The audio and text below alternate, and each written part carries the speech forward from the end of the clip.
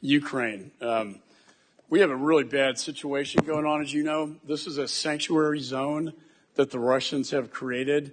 And what they're doing is they're lining up all their artillery and rockets and missiles just across the Ukraine border that they then use to attack the Ukrainians. However, your administration and Jake Sullivan have restricted the arms use so that Ukraine cannot defend itself and fire back at Russia.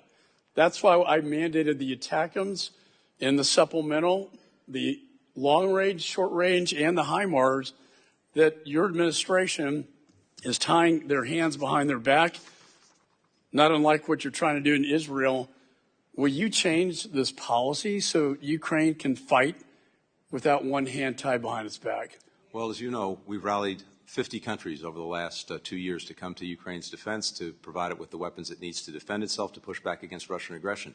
When it comes to enabling, endorsing attacks outside of Ukraine, that's not something we've done, but Ukraine will have to make and will make its own decisions, and I want to make sure it gets the equipment that it needs to effectively defend itself. Congress got them the equipment, and thank you for implementing that, but Congress did not put restrictions on the use of these weapons. It's Jake Sullivan and your administration that has put the restrictions on these weapons.